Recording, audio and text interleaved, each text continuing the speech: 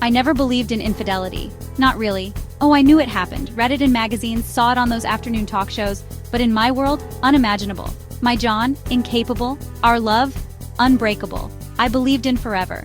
How naive I was. The day my world shattered started like any other. John, ever the gentleman, kissed me goodbye before leaving for work.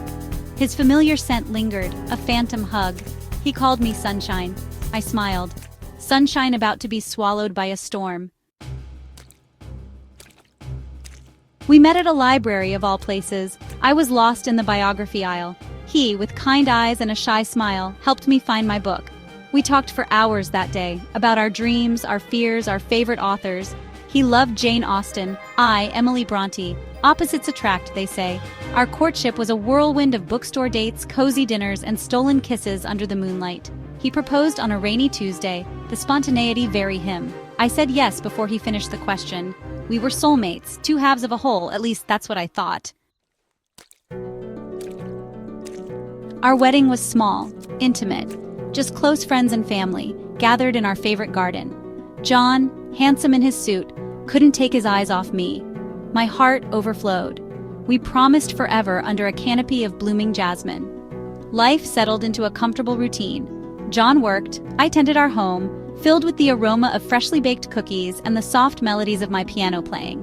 Weekends were for picnics, board games, and lazy afternoons spent reading together. We were happy. Or so I believed.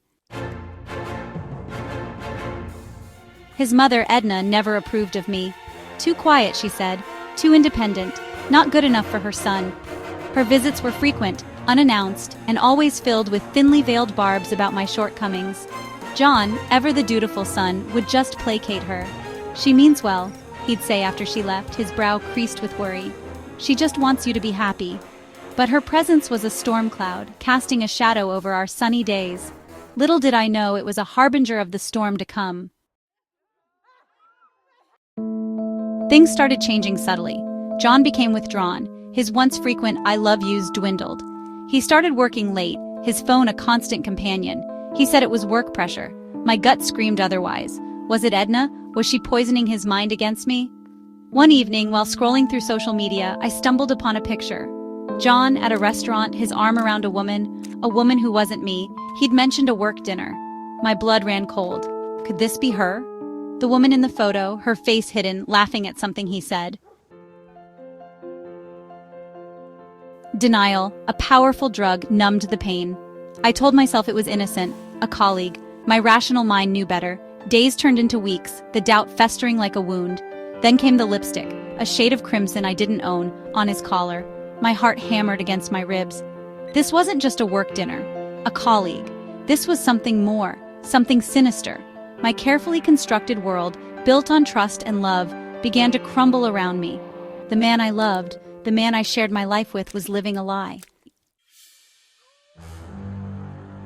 The words choked me, trapped in my throat. How could I voice the suspicions gnawing at my soul? How could I ask the question I didn't want answered?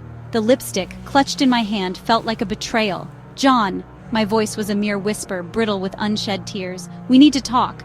He looked up, his face pale, his eyes filled with something I couldn't decipher. Guilt? Fear?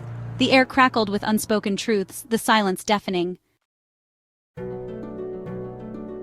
It's not what you think, he mumbled, his gaze dropping to the floor.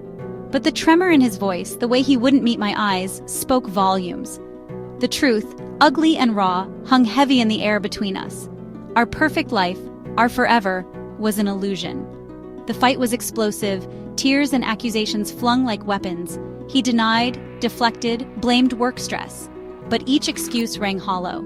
The lipstick, the photo, his distant behavior, all formed a damning tapestry of deceit. He left that night, said he needed space, time to think. But the emptiness he left behind was not physical. It was a gaping hole in my soul, a constant ache in my chest. The questions swirled, unanswered, tormenting me. Who was she? How long had it been going on? Was it Edna, her poison seeping into his heart? Or was it me? Had I been blind, too trusting, too caught up in my own happily ever after to notice his drifting away? The not knowing was the worst. And as I sat there amidst the wreckage of our dreams, I knew one thing for sure. This wasn't the end, this was just the beginning.